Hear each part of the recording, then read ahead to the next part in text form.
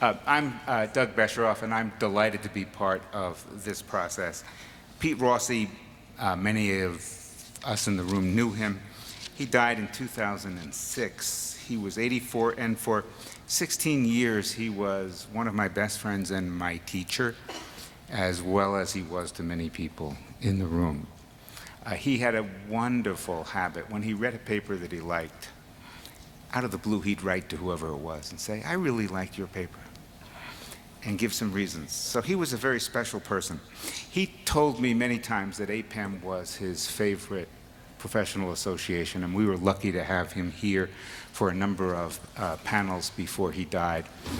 So when he died, my colleagues and I at the University of Maryland thought it was obvious that we should make this award at the APPAM meeting every year, because, as I say, it was his favorite professional organization. And you notice what I'm leaving out of that sentence, for those of you who needed to be pointed out. I'm going to read this. The Peter H. Rossi Award honors the lifetime achievements of Peter Rossi by recognizing important contributions to the theory or practice of program evaluation. The award may be for a recent paper. We've never done that, but I think one of these days we will.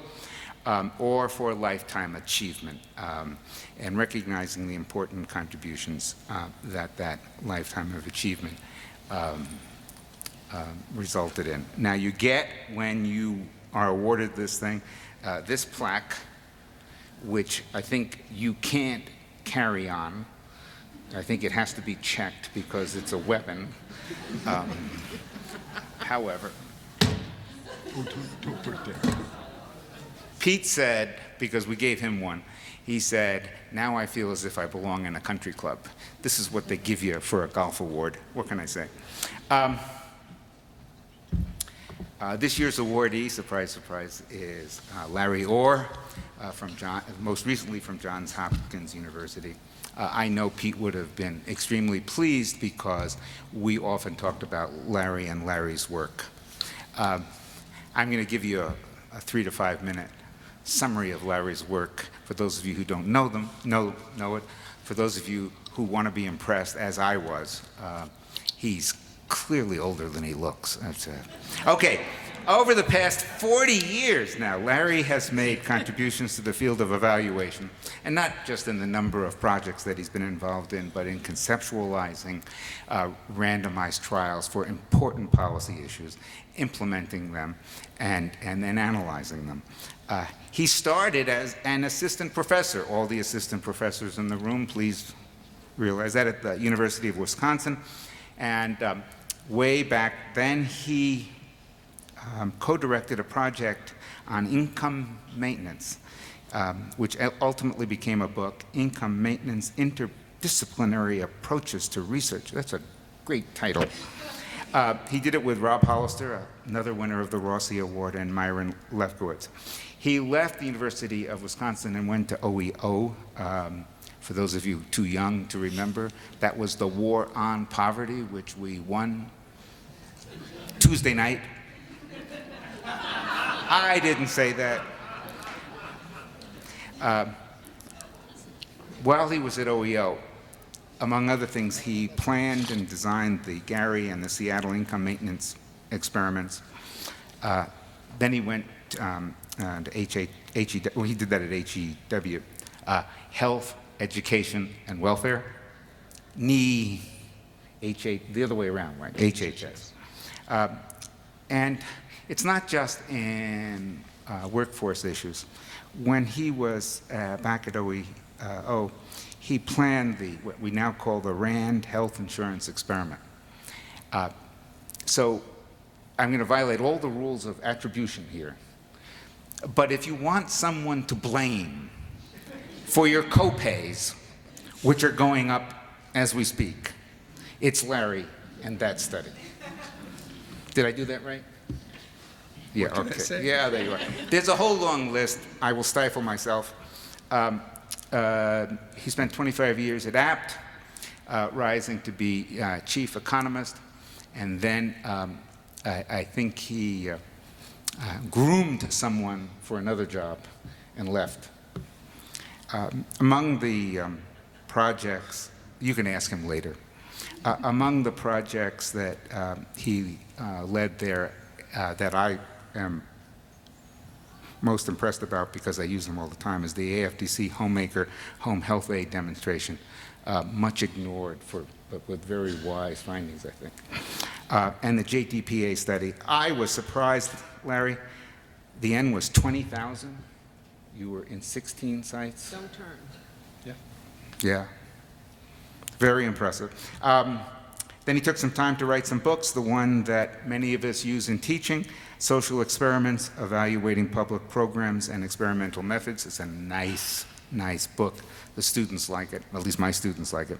After he left APT, I became a private consultant, which means that he started paying his own rent and doing a great deal of work in education and various technical working groups for the Institute for Educational Sciences. He's a competitor of mine. He teaches at Hopkins in evaluation. I teach at the University of Maryland in evaluation. My commute is shorter than his. That's all I can say. Okay, here's the plan. Larry's going to give a talk. We've all read it ahead. It's a fascinating talk, give or take 30 minutes, 35, whatever. And then each member of the panel, Judy Garon from MDRC, Jacob Klerman from APT Associates and now Evaluation Review, and Becca Maynard will then comment for 12 minutes or thereabouts. And that'll give us enough time for questions and arguments from the audience. So Larry, congratulations. You got to put up with me. I have to officially do this for the camera. I have to do this for the camera.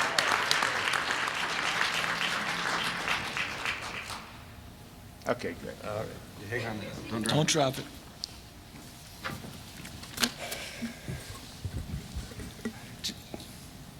Thank you. Gee, Doug, there were some things in there that I had forgotten. Let me start by saying how deeply honored I am to receive this award. There is no professional recognition as meaningful as the recognition of one's peers.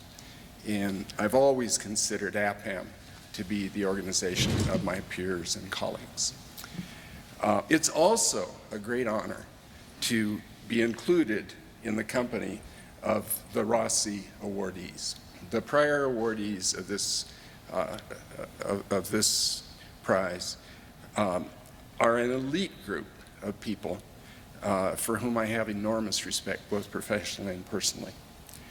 And I want to take this opportunity to express my thanks to several of them for all they've done for me over the course of my career.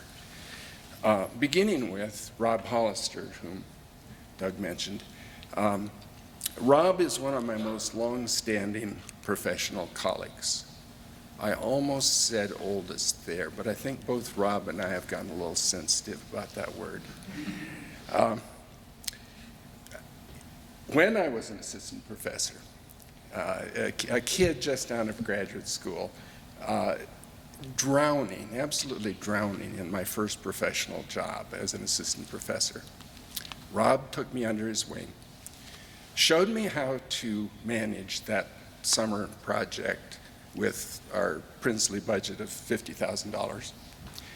And then, as if that wasn't enough, found me a job that I was a lot better suited for and that I absolutely loved. So I went on a 9-month leave from the University of Wisconsin to Washington. And I keep meaning to tell those guys back in Madison that I'm probably not coming back. Okay. Fast forward to the 80s. Yeah, we're only up to the 80s here. When I spent 8 of the most important and rewarding years of my career working with Judy Garon and Howard Bloom on the national JTPA study. Wow, what I learned from those two. And not just about research methodology, about how to think about evaluation, how to design evaluation, and importantly, how to implement evaluations in the field. We didn't always agree especially on that latter point, but it was a tremendous learning experience. I haven't had as much opportunity to work directly with Becca Maynard and Tom Cook, although I've always followed their work and greatly admired their work, and I value them both as friends. And Becca and I keep trying to collaborate on a book. But silly little things, like her stint as commissioner of the National Center for Education Evaluation, just keep getting in the way. But you may yet see a Maynard and Orr volume on the shelves in your local bookstore. While I'm acknowledging the formative influences on my career, I also want to mention several non-awardees who had an enormous impact on my professional development. First, Joe Newhouse, with whom I worked closely for 7 years in designing that test of copayments, the health insurance experiment. Joe taught me what experimental design is all about. And Steve Bell, who's here today, with whom I've collaborated on various projects, including the JTPA study over the last 30 years. Steve showed me how to solve design problems from first principles and how to put structure on the messiest research problems while still maintaining high standards of rigor. Last but not least, I want to acknowledge my professional debt to my wife, Kathleen, who, who worked with me for 4 or 5 years on evaluation projects when she first came to APT, and still married me. Kathleen taught me that evaluation is a team sport, and that a team can be more than the sum of its parts. She also taught me that all-nighters do not improve the quality of the proposal. Okay. I didn't know Peter Rossi well, but I certainly know his prodigious work on social programs and promotion of sound evaluation methodology in the interest of social justice. And for that, I think we all owe him an enormous debt. So, as Doug has explained the rules to me, to get that very nice plaque, I need to talk for 30 minutes about something that might be of interest to this audience. With no equations, no t-statistics, and no impact estimates. I'm not sure I've ever done that. But as it turns out, I do have some things that I'd like to say to my peers in the evaluation community.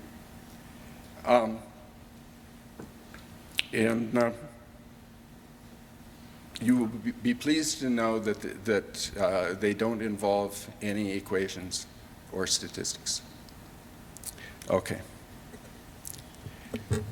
For much of the last 40 years, the evaluation profession has been consumed in a battle over internal validity. And as Judy Guran and Howard Ralston have reminded us in their aptly titled book, Fighting for Reliable Evidence, it was a battle. Judy and Howard speak of the long struggle to convince researchers and policymakers that random assignment is the method of choice to produce credible answers to important questions, like the effect of alternative welfare regimes on the lives of the poor. Today, that battle has been decided. Random assignment, while still far from universal in practice, is almost universally acknowledged as the preferred method for impact evaluation. There is even a term for it, the gold standard. So I would like to declare that war over and think about the next set of challenges we face in improving our craft.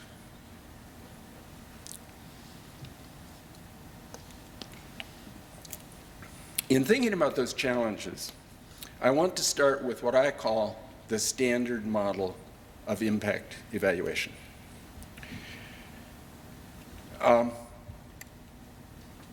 Again, far from universally implemented, but almost universally viewed as the best practice model. The standard model has several main features. Random assignment of individuals or groups of individuals, like classes or schools, to one or more interventions, the treatment groups, or the status quo, business as usual, the control group, in a small number of sites. 1 to 2 rounds of follow-up surveys for all the sample members, a process or implementation analysis, and a benefit cost analysis. The standard model is focused on random assignment and internal validity. And from that perspective, that limited perspective, it is the gold standard. But viewed more broadly, the standard model is anything but a gold standard. And I know about gold. I grew up in a gold mining town. I have worked in a gold mine. I'll bet nobody else in this room can say that. So I know my precious metals. Peter Rossi may have known his base metals, like iron and zinc, but I know my precious metals. And the standard model is definitely not a gold standard. The standard model of impact evaluation has at least 2 major flaws. First, as generally practiced, it has terrible external validity. And second, it fails to take into account Peter Rossi's iron law. I see these flaws as posing the next big challenges for the evaluation community. Let me speak to each in turn. First, external validity. Over the past several years, working on the issue of external validity with my colleagues Steve and Rob Olson and Liz Stewart, I've discovered that the term external validity means very different things to different people. So let me state clearly what I mean by external validity. An externally valid evaluation provides unbiased estimates of the impact of an intervention on the population of interest for policy. That is to say, the population that would be affected if that intervention were adopted, or for an ongoing program, the population currently served by that program. Suppose, for example, that the US Department of Labor tests a new method of job placement for unemployment insurance recipients. The population of interest for that test is all UI recipients in the United States. If the state of Wyoming tests that policy, the population of interest is all UI recipients in Wyoming. Why? Because the US Department of Labor makes policy for the nation as a whole, not for Dayton or San Antonio or wherever the test was done. And the state of Wyoming makes policy for the state, not Cheyenne or Laramie or wherever the test was done.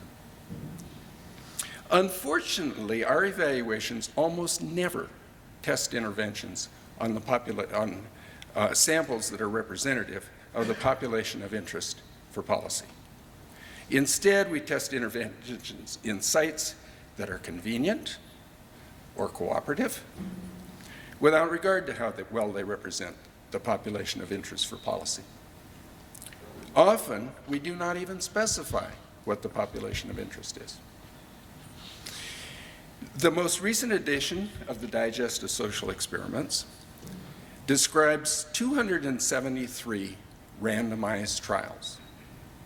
Of those 273, 7 selected their samples to be representative of some larger population. Does it matter? Well, if interventions have the same impact everywhere, it doesn't matter where you test them. But if impacts vary across sites, it does. And there is pretty good evidence that impacts do vary across sites. For example, the charter school study found school-specific impacts that varied from significantly positive to significantly negative. Howard Bloom and Christina Weiland have found equally striking variation in impacts on various outcomes in the National Head Start study. So we have to at least allow that choice of sites may matter. Let me be clear, we don't know that those 266 experiments in the digest that did not choose representative sites yielded biased impact estimates for the population of policy interest. But we don't know that they didn't. Just as we never know whether non-experimental estimates produce internally biased estimates. And just as we have become unwilling to accept estimates of unknown internal validity, we ought to be unwilling to accept estimates of unknown external validity. I know what you're thinking. So every evaluation has to draw a random sample of the US population? Right, like that's going to happen. That's not what I'm saying. I'm just saying that external validity is a problem that needs to be taken seriously, and that the smart people in this room need to figure out how to do better. I do know that until evaluation sponsors demand more representative results and evaluators apply their considerable talents to producing them, the situation isn't going to change. And I can't resist saying that it is possible to do evaluations on nationally representative samples. That's what was done in the evaluation of Job Corps, of the Food Stamp Employment and Training Program, and of Head Start. In the benefit offset national demonstration, the Social Security Administration is implementing an experimental treatment that encompasses a 20% random sample of the entire Social Security disability insurance beneficiary caseload nationwide. So it can be done. But I'm not asking you to draw nationally representative samples because I know you won't. Okay? Here's what I'm asking you to do in every evaluation that you conduct. 1, define the population of policy interest at the outset.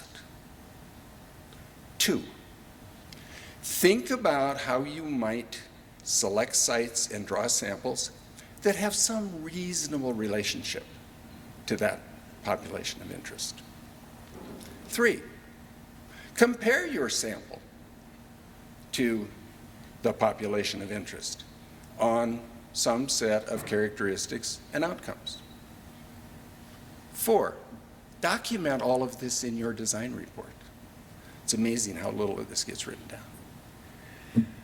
And 5, once you have results, use one of the various methods that are available to project those results from the sample to the population of interest.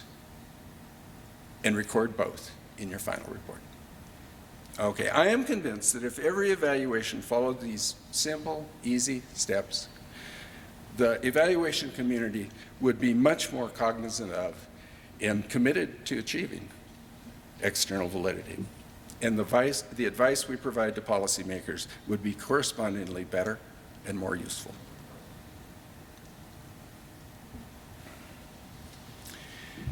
The second major flaw in the standard model is that it fails to take account of Rossi's iron law. And I quote, "The expected value of a net impact assessment of any large-scale social program is 0.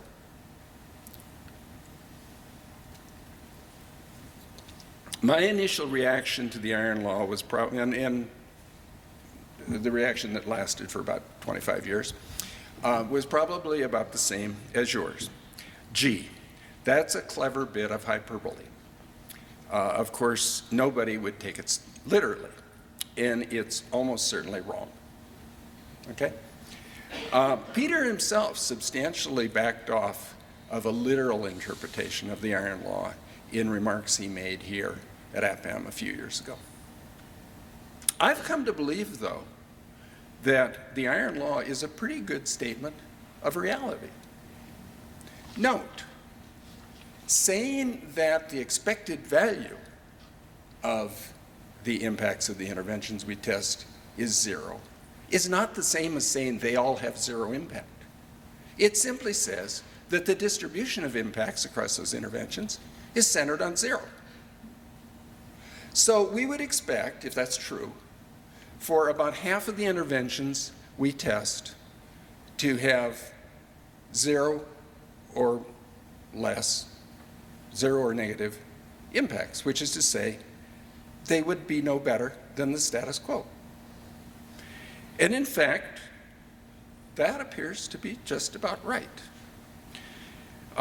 In a review by the Coalition for Evidence-Based Policy, it was found that of the 90 interventions evaluated in randomized trials commissioned by IES between 2002 and 2013, approximately 90% were found to have weak or no positive effects.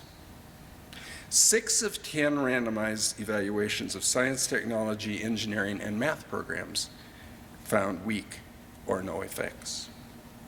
Of the 13 interventions evaluated in Department of Labor randomized trials that have reported results since 1992, about 75% were found to have weak or no positive effects.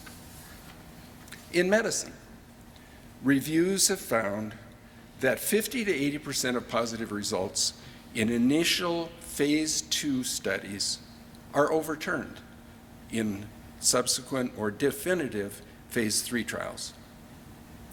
A recent article published in the Journal of Clinical Epidemiology shows that 82% of diagnostic tests don't improve patient outcomes. In his book, Uncontrolled, which I highly recommend to everyone in the room, Jim Manzi reports that of 13,000 randomized trials of new products or strategies conducted by Google and Microsoft, 80 to 90% have found no significant effects. Manzi also cites a Cambridge University review of 122 randomized field trials in criminology conducted between 1957 and 2004, in which only about 20% found statistically significant reductions in crime from the interventions tested. On the basis of this and other evidence, Manzi concludes, and I quote, that the vast majority of criminal justice, social welfare, and education programs fail replicated, independent, well-designed, randomized field trials.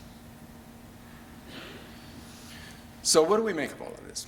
Well, one conclusion that one might draw from this dismal hit rate is that we should test better interventions.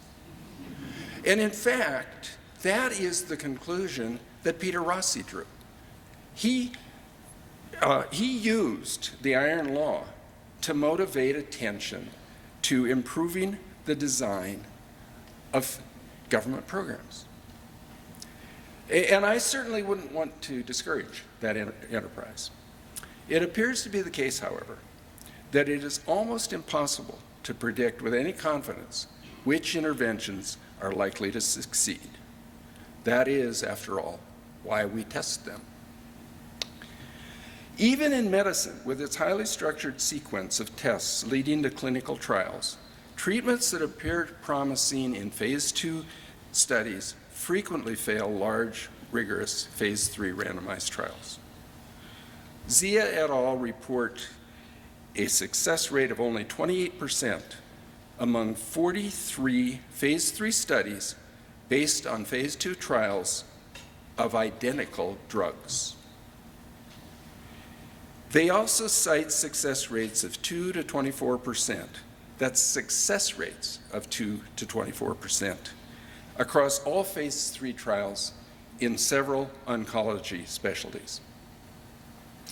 If extensive phase 2 testing cannot yield more effective interventions for phase 3 testing in medicine, it seems unlikely that social scientists and policy analysts can do much better.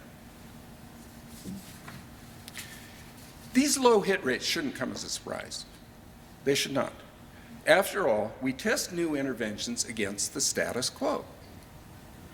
It shouldn't be surprising that about half the time or more, we can't improve on the best efforts of existing programs and institutions with some untested new intervention. That should not be a surprise. Okay, but what does all of this have to do with the standard model of evaluation? I know you're sitting there with that question on your tip of your tongue. Well, an evaluation designed according to the standard model of evaluation typically takes about 5 or more years to complete and costs upwards of several $1 million. Most agencies' research budgets can only support 1 or 2 of these a year. If we cannot improve the success rate by choosing better interventions, at this rate, it is going to take a very long time to identify any appreciable number of effective interventions. Okay. So what do we do? Well, what I would propose is that we do better, cheaper, faster experiments, and more of them within the same resources. In a review of the Department of Labor's evaluation program, Becca Maynard, John Barron, and I made several recommendations to take account of the low hit rate of social interventions. I believe that these recommendations are more generally applicable to other policy areas. So I'm going to share them with you here. First, we urge the department to choose interventions for testing by strategically searching the existing evaluation literature to identify the strongest candidates, i.e. those most likely to produce strong positive effects.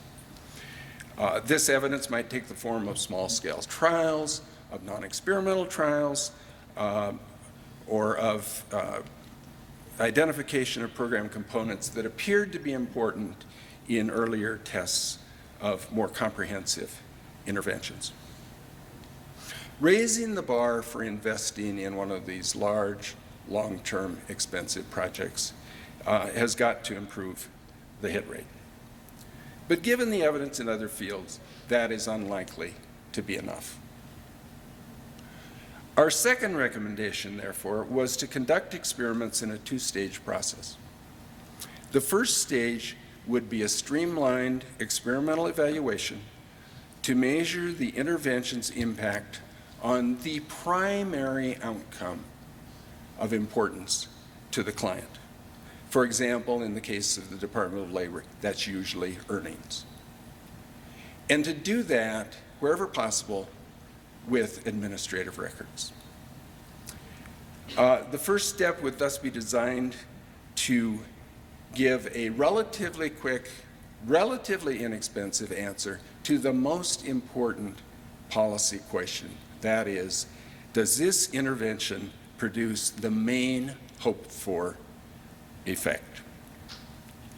By focusing on the single confirmatory outcome of central interest and using administrative data, stage 1 tests would be substantially cheaper than the standard impact evaluation. We suggested that this initial evaluation also obtain basic information on the implementation and cost of the intervention to help inform its replication should it be found effective. However, at this stage, we questioned against large investments in process or implementation evaluations and data collection to support exploratory analyses for programs, policies, and practices that will typically, in the end, be sufficient, typically not, in the end, be sufficiently effective to warrant adoption. For interventions that do demonstrate program effectiveness relative to costs in stage 1, a second stage evaluation would go forward, including more comprehensive data collection and analysis. Stage 2 evaluations would look more like the standard model, with more intensive process analysis, data collection, and benefit cost analysis. But unlike the current standard model, restricting such high-cost tests to interventions that have already demonstrated positive effects on central outcomes is almost certain to yield a higher hit rate. That is, we will identify a larger number of effective interventions faster. The two-stage evaluation strategy also has a more subtle advantage. With a low hit rate, we run the risk of a very high false discovery rate. Allow me to explain. At conventional levels of statistical significance, all those ineffective interventions have a 5 to 10% chance of coming up statistically significant. That is to say, of being false positives or type 1 errors. Choose your terminology. So when one looks only at the interventions that yield statistically significant effects, a lot of them are going to be false positives. Numerical example. Suppose we test 100 interventions at the 10% significance level, and that only 10 of them are truly effective. We will identify 8 or 9 of the truly effective interventions as statistically significant. But the 90 interventions that are totally ineffective will give rise to 9 false positives. Result? About half of the statistically significant findings are erroneous. They're false positives. They're type 1 errors. This is the false discovery rate.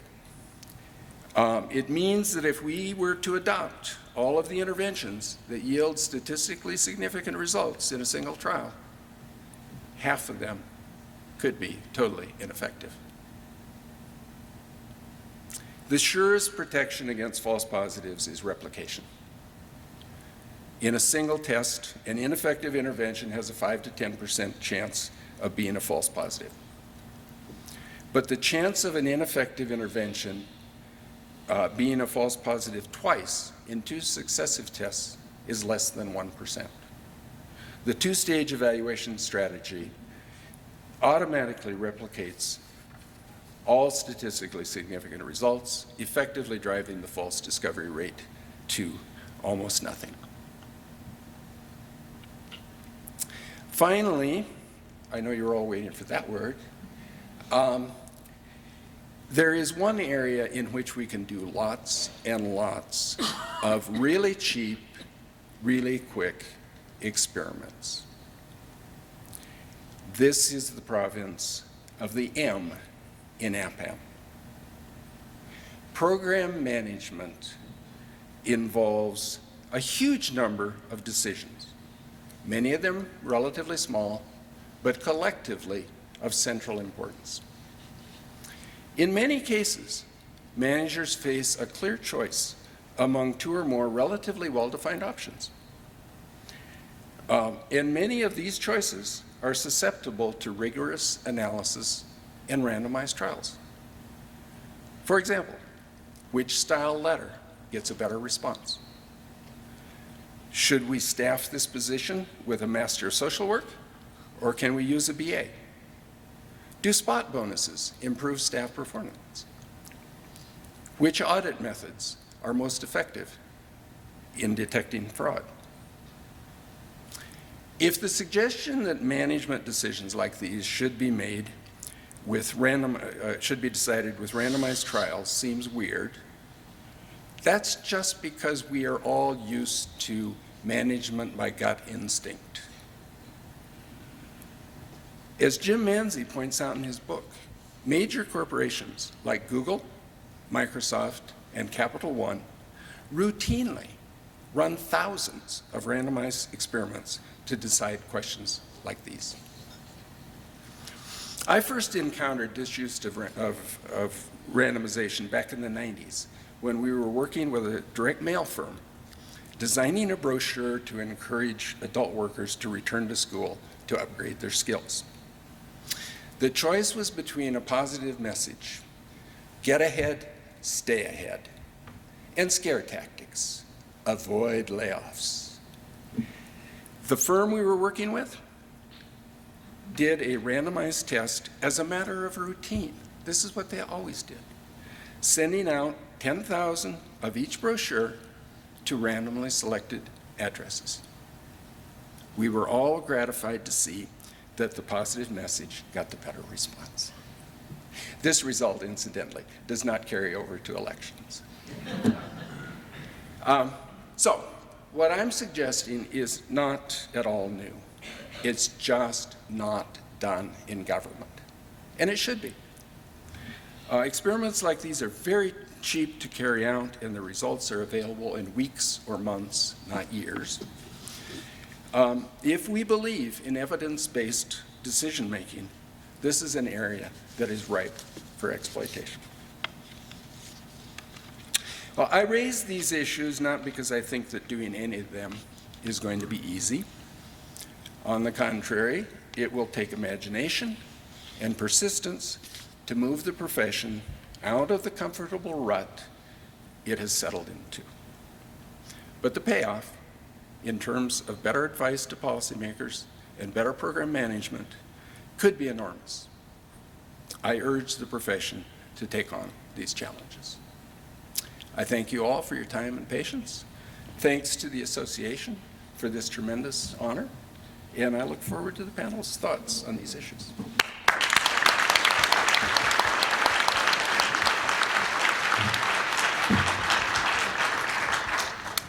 Larry, thanks so much. So the plan is alphabetical order. That's a good way to do this.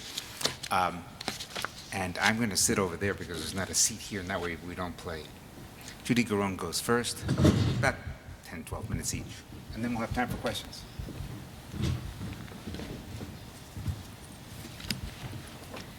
Hi, all. Well, I'm honored to be here, and I'm delighted that the occasion is honoring Larry Orr. I want to make 5 points in my remarks, and the first is really to salute Larry. In tough fights, we all know that the good guys don't always win.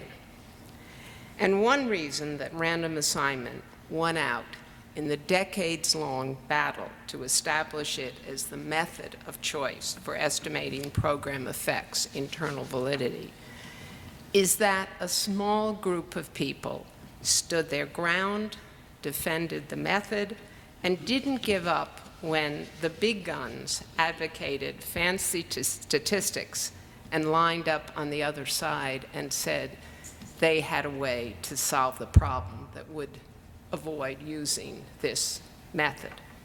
Larry is one of the lonely pioneers, and we wouldn't be where we are without him and others like him. And I have personal thanks for that work and for the work we did together. And I agree, we learned a lot, although we argued a lot.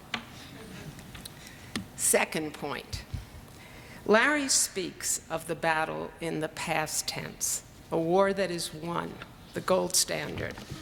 I'm less sure of that, and I would urge us not to be complacent that we've won it for the long terms. And I say that for 3 reasons. First, there remains a reservoir of opposition to using this method. It's too expensive, it's too slow. Larry talked about some of how to deal with that. It produces impacts that are too small to matter, as if that's the problem with the method, rather than Larry's comment on the Rossi iron law issue. And finally, that the alternatives are good enough. Beware of good enough. The second, to me, the more telling point, is another critique. That random assignment tells you whether programs or policies succeed, but not why or how they succeed. and thus doesn't really provide guidance on how you improve results or replicate success. And a third reason is that we have yet to show in random assignment studies that we can replicate the success and replicate results for more complex, longer-term program interventions. Therefore, I think we really have to stay on our guard, those of us who think internal validity is important. And I think, moreover, that the last two issues that I mentioned reflect a larger issue embodied in the two challenges that Larry flags for improving our craft, and I want to turn to them and then back to that. So Larry talks about my third point, external validity, and I really endorse his sensible suggestions, but I wouldn't be quite as critical of the past as Larry is, because I don't think this issue has been ignored, although I think people rightly gave primacy to internal validity first, but I don't think they ignored it. But I also would say that I don't think it's as easy to solve if I understood his argument correctly. On the first, that it wasn't ignored, in many of the study areas that I'm very familiar with, for example, the whole history of 40 years of random assignment, uninterrupted studies in the welfare area, there was always attention to external validity, not in the most rigorous way of, well, in only a very few cases were sites actually selected at random. But in the critical project that in the early 1980s really redefined how to do such studies, their sites were chosen to fill a matrix of variation in the many dimensions that we thought were critical to affecting, maybe wrong, but we thought a priori were probably critical to affecting the success of the interventions. In addition, there was a conscious effort to replicate in site after site after site the experimental tests. So I think external validity was there. I also think it's a little bit harder than what Larry says, because I don't think that the challenge is just to, as he laid out, project the estimates to the population of interest, but more problematically, to consider the context that affects impacts. And those are not just the characteristics of individuals, but program variations, resources, other services available to experimentals, and available controls. It is much harder to know how those different factors affect outcomes, and they're not independent of the individual characteristics. For example, in programs that are partially funded by state and local resources, poorer states will be serving different people and with cheaper programs. So how to project, I think, is anything but a straightforward exercise. Rossi's iron law. To deal with the low hit rate, Larry describes a stage testing, and I really endorse that suggestion. But I would also say that there is precedent for doing that. This was done not with an a priori vision, as Larry lays out, but sort of stumbled into it, in the sense that there, as Howard Rolston and I describe in Fighting for Reliable Evidence, there are examples where you did a one-site test and then you replicated that in multiple locations, only using records to look at the one or two most important outcomes, and only after that went on to large-scale surveys with enriched implementation data and surveys. So I think his idea is very wise, and I think there are examples that one can turn to how that was done and to the power of following that suggestion. So I see solving both of Larry's points, external validity and testing better, more effective interventions, as related to the challenge I mentioned earlier, which is that we need to learn more about why impacts vary, the features of people, programs, contacts, control services that would help us project and improve on the hit rate. I expect this to be very hard. The limited current understanding, which still is mostly about subjective hunches and not reliable science or evidence, is not for lack of trying. Past studies have used random assignment as a skeleton on which to build an evaluation going after these other questions. And I think we need a big push to do better on that. And I think in doing that, we will help understand how to do those projections and how to improve the programs and our hit rate. Thank you.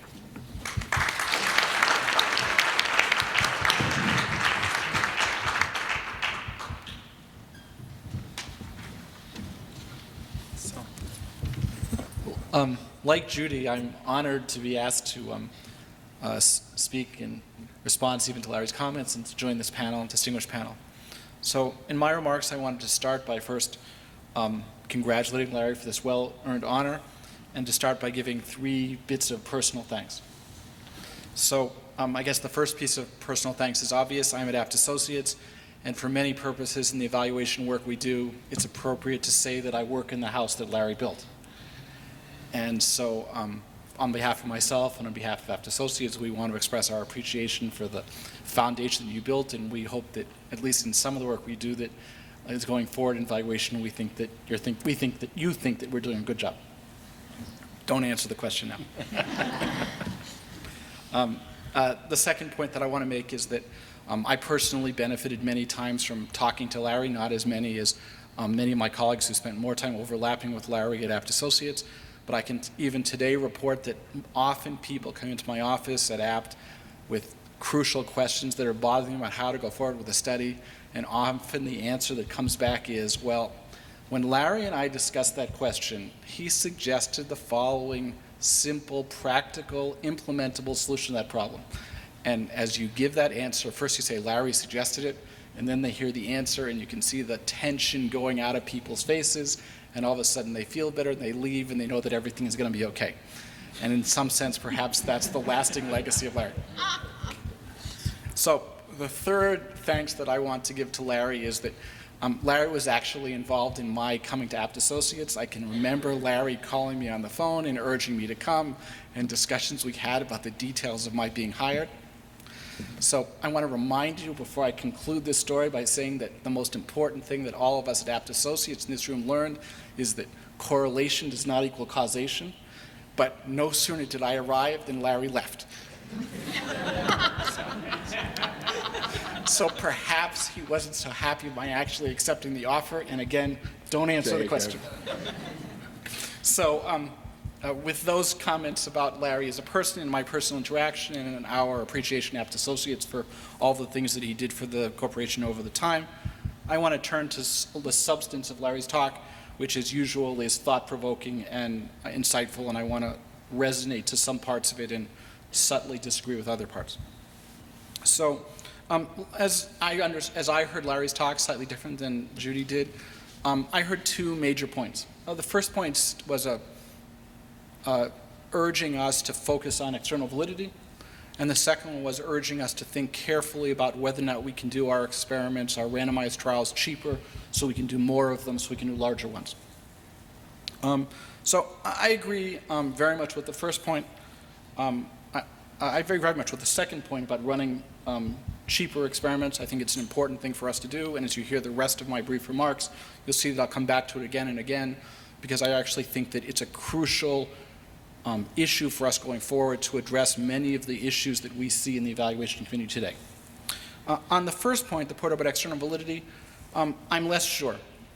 In order for external validity to really matter, there has to be important, consistent variation across apparently similar units in the outcomes that we look at, in the impacts we look at.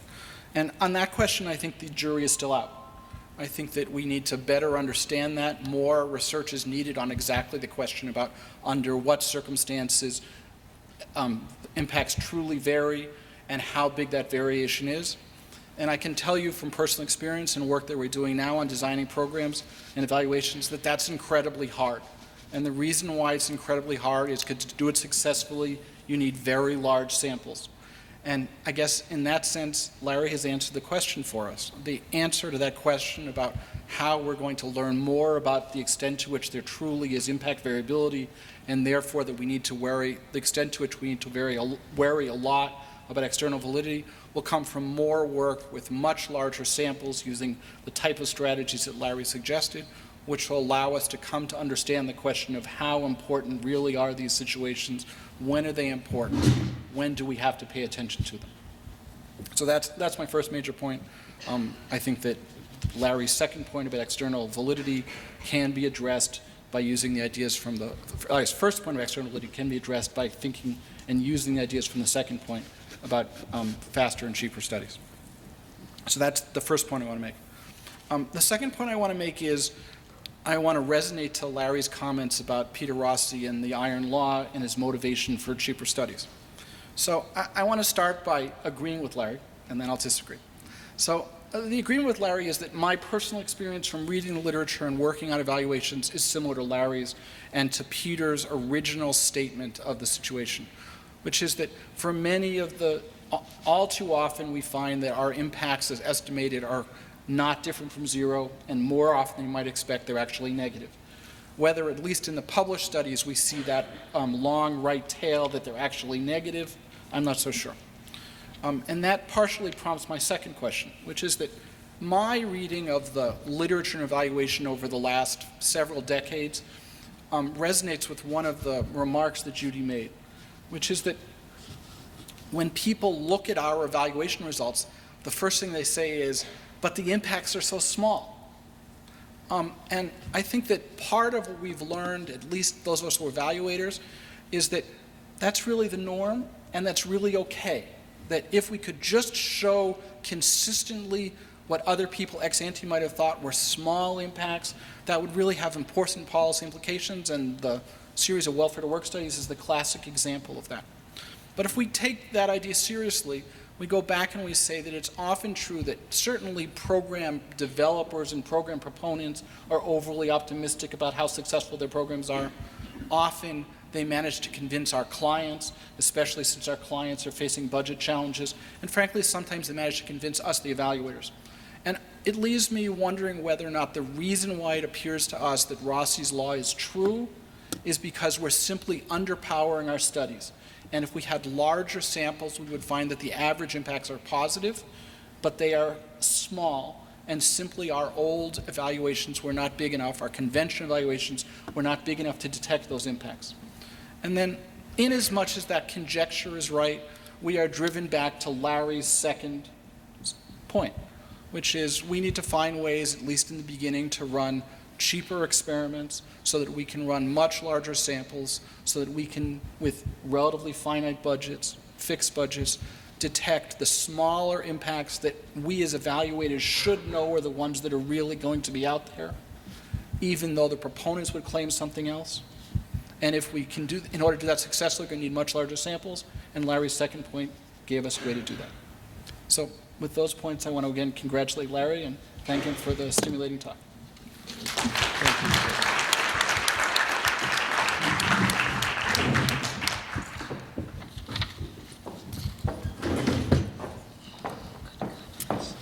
Well, being the fourth on the podium here, all I can say is I think Pete Rossi is up there looking down and has a big grin on his face. He is very proud today to have Larry be the recipient of this award. And I'm really honored to be up here and be able to make a few remarks of my own. I'm going to skip a few things about that seem a little bit redundant, and what I want to do, I think, is to jump ahead and just, in the spirit of looking forward to the and talking about the next set of challenges before us, I just want to elaborate on some of Larry's points. So I think one of the things that was an undercurrent that he didn't use this phrase, but I think we've got many lost opportunities to invoke the standard model of evaluation. Larry put it at the end of what we come back to. I think there are more opportunities than we take advantage of to apply this in different ways than we traditionally do at the front end. So for example, we could easily be doing experiments on the implementation of new science curricula. In fact, Alabama has done this. It takes 1 year to field the new curriculum and to get the results using administrative data. We don't do it that way. Another example is college admissions. We fight about whether we should have SATs and ACTs as part of the admission process. It would be very easy for colleges and universities to let the administrative process proceed as usual, but use different bits of administrative data in their decision making. That would not take very long to learn what the implications of that are. So that's just, I think there are variations on that. A second point is around the issue of external validity, and I think this definitely has been undervalued in evaluation designs. However, I'd probably reframe the issue a little bit, and I think I would maybe abandon the word external validity and think about it a little more as context validity. So other things equal, studies with greater breadth of context validity are more useful than those with more limited context validity. And I think it's good practice, and we all should be following Larry's rules. I like that he set them out the way he did about what we should define up front and how we should document that, and we don't always do that, but we should. And I think most of us in this room know that we should, and we aren't being as vigilant as we could. So I think that the importance of having a truly representative population in the study sample, as Jacob said, depends on the nature of the problem. There are some things where we do expect things would vary from situation to situation. There are other things where we think the results might be more stable. So having a sample of, a diverse sample of schools and figuring out whether a curriculum makes a difference with that diverse set, you could probably generalize those results more easily than something else like employment and training interventions where local context will have a much greater effect.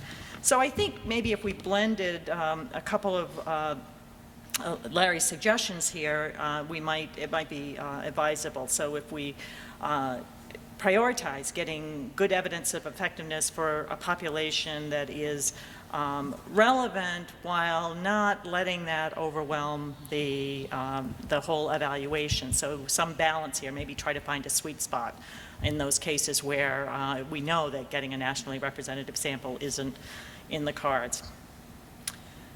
So the third thing I want to do is go a bit further than Larry did in sensitizing the research community and the public about the issue of being more expectant and possibly even embracing the null findings from well-designed and well-executed studies.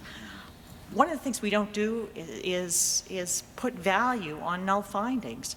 That's really important. If we are making changes and spending money and nothing happens. I just came out of a panel on preschool where we're spending lots of money improving a system with high quality care, or at least we call it that, and results are null. I think that's important to know. I don't necessarily want to give up on preschool. In fact, I don't, but I want to know that, and I want to do something else with those monies, maybe a different kind of preschool. So I think routinely publishing these findings also plants the seeds for secondary analyses, for example, through meta-analysis.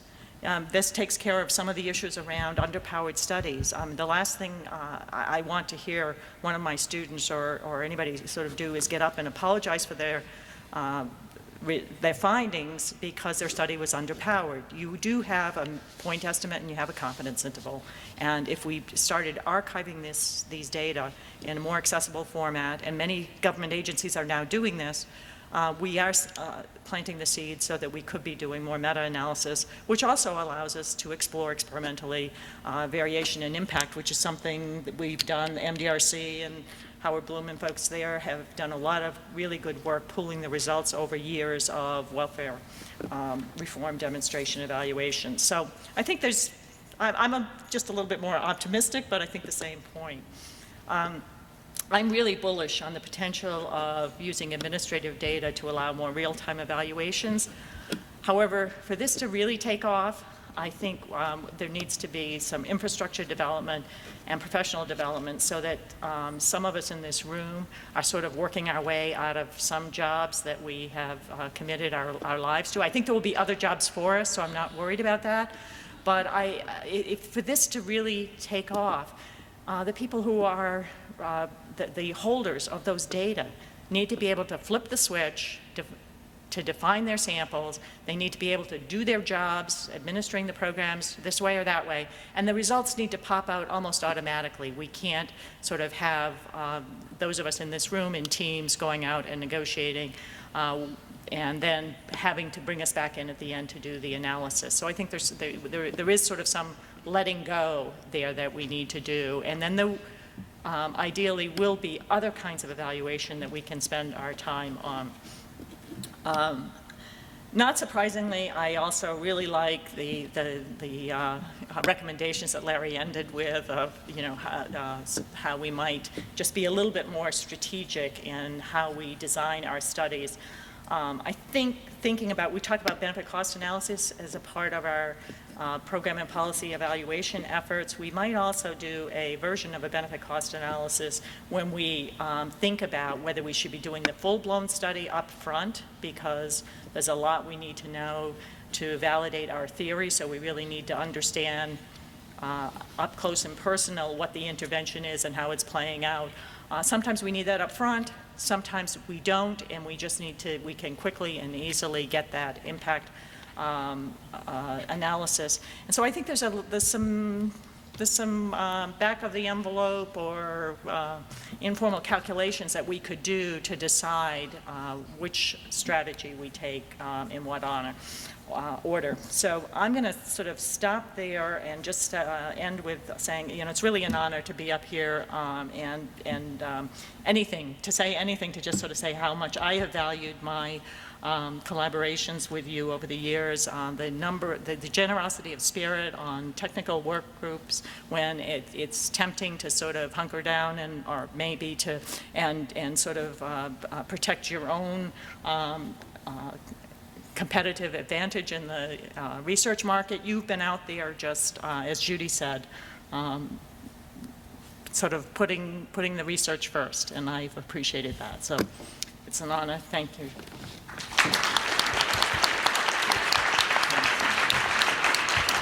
Well, what do you think? Should we let Larry have a couple of words here before we take questions? Larry, if you want to. Sure.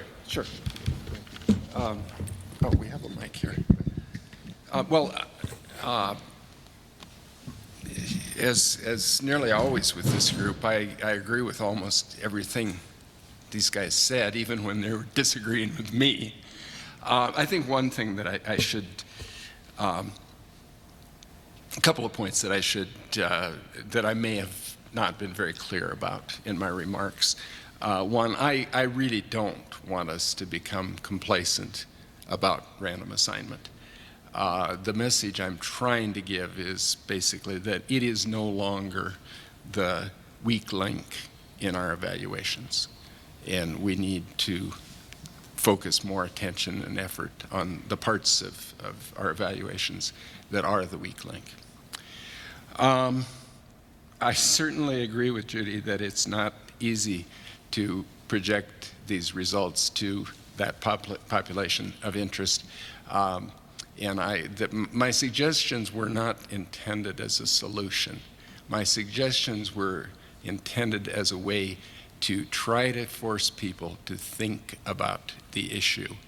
I'm counting on all of you out there to solve the problem. I don't have a solution for the problem. I agree with Jacob that we don't really know how much impacts vary. And that's an issue that has been driving Rob and Steve and Liz and I crazy for the last several years. We're working on it, and we certainly encourage other people to. And I think Jacob's right, that administrative records give us a way, that our studies are typically underpowered to look at that issue. And that administrative records give us a way to look at much larger samples that would have the power to look at how much impacts vary. again, I achieved what I wanted to achieve just by getting some smart people to think about these issues. So I was happy with these comments. Thank you. Why don't we take some questions from the audience? I am not sure if there's a mic, but if you stand up and be loud, we'll take it from there. These may be removable. My goodness gracious. Mike. I'm intrigued by your bringing up Jim Menzies' book. Which I find Would you do mine?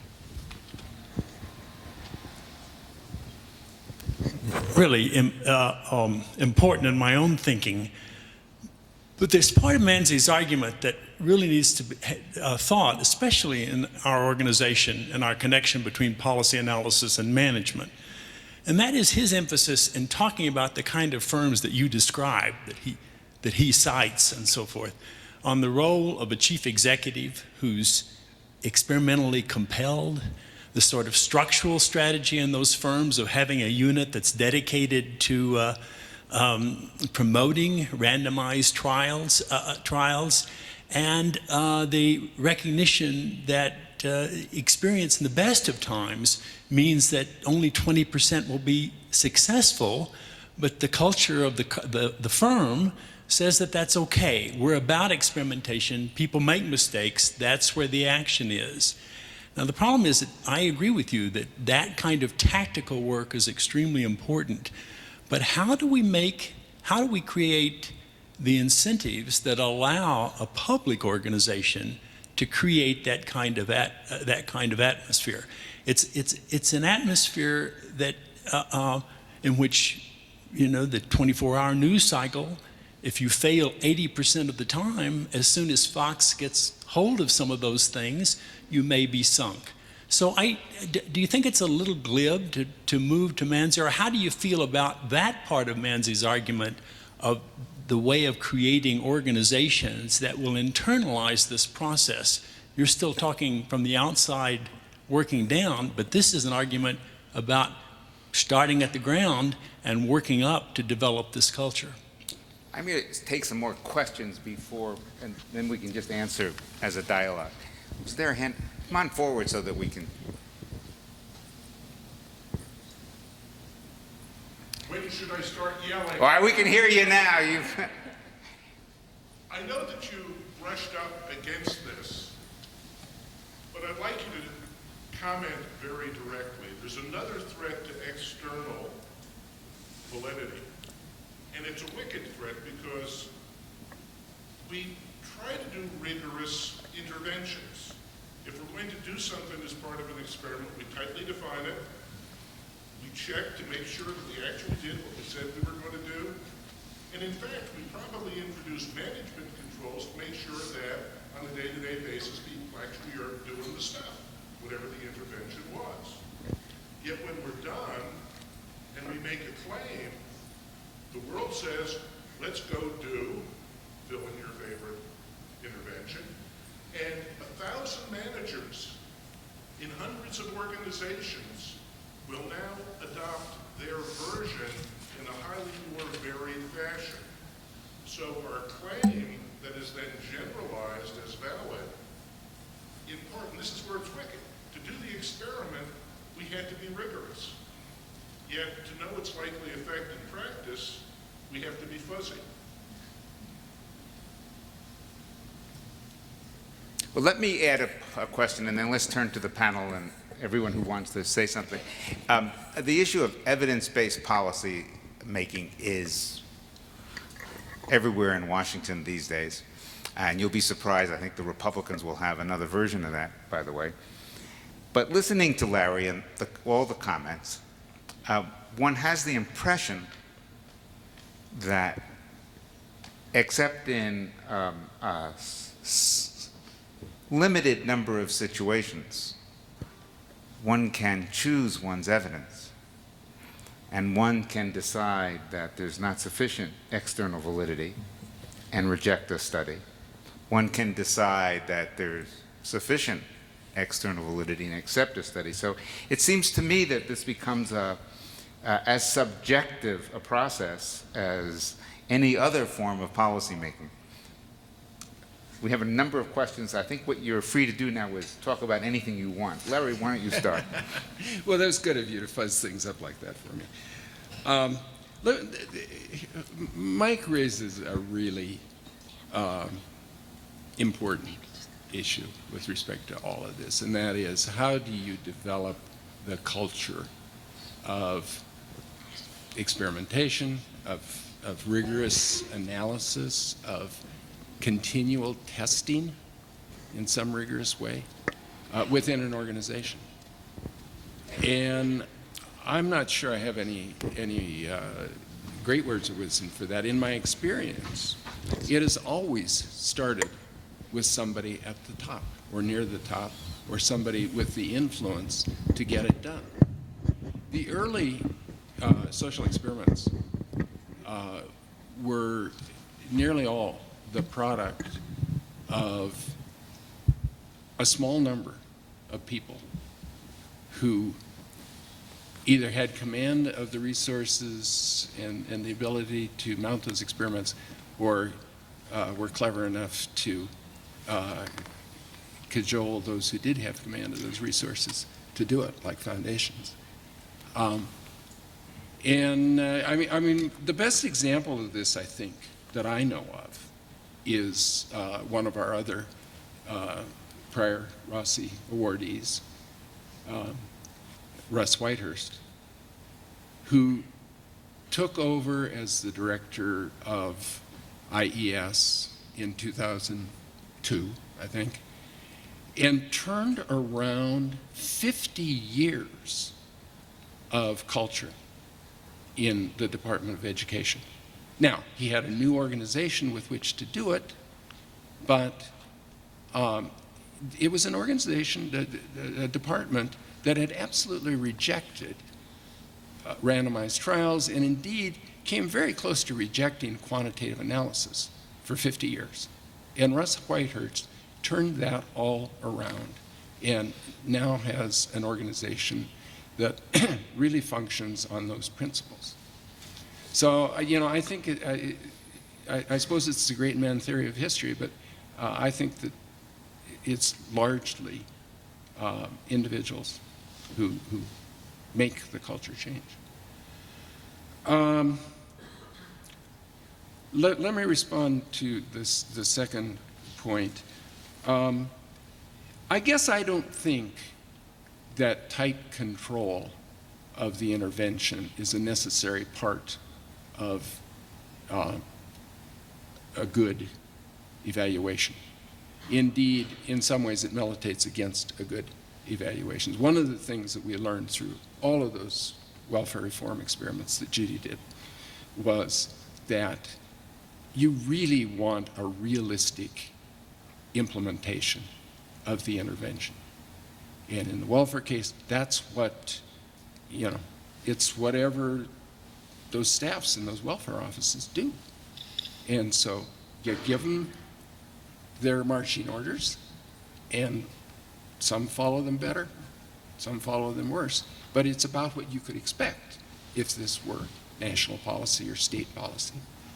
And that's what you want, because that's what you want to test ultimately. Choosing evidence. Well, you know, the political process. Politicians are always going to be choosing their evidence.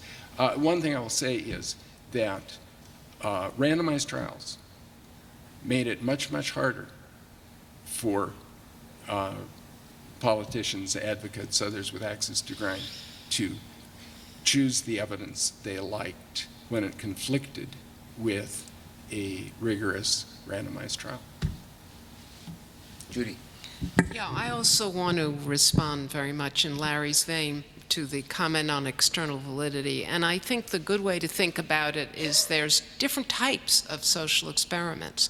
The original ones, the NIT experiments, and some demonstrations are testing ideas thought up by a researcher, a program developer, some community of scholars, a particular model and a model that was then defined by the researchers was tested out through a demonstration. And there was an effort to control to make sure that what was replicated was loyal to that original model. But experiments moved way beyond that starting in the 1980s. I think there's still room for that other approach, but they moved out into the real world. And it was that movement out into the real world that gave them much greater political, the response to the validity of the findings, because it was done in real offices by real staff. You didn't have to go through a second phase, which after you do the model testing, the real question then becomes, can you replicate it in the real world? That requires another set of tests. Sometimes it's worth it to do that and to tightly control the environment. But there are many, many experiments where the programs were not controlled, they evolved over time, and the real question was, does this intervention in a much larger sense as described but not controlled, did it make a difference? I think the two of you have the last words, so Becca, why don't you go in and Jacob? I wanted to just recommend, with respect to the last point, there is a document that was jointly produced by the U.S. Department of Education and the National Science Foundation called the Common Evidence Framework.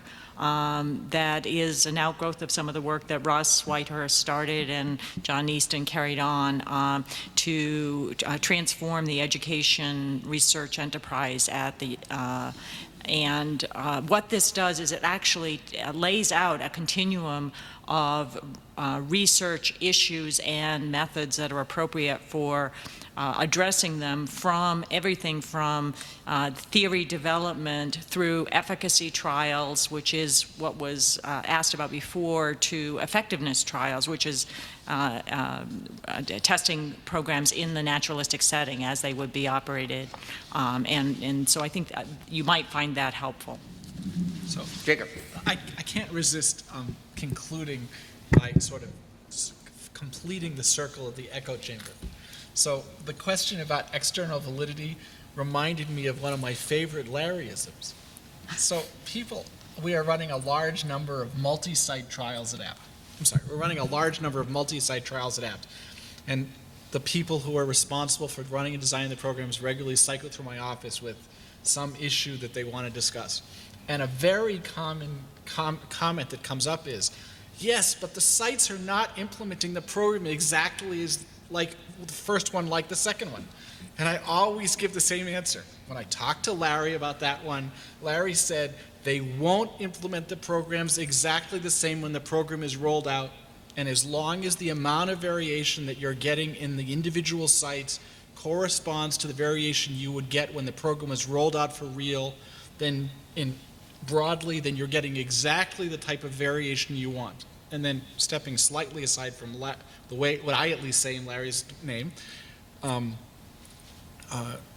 we then go on and we say, that's okay, and that's exactly what you want.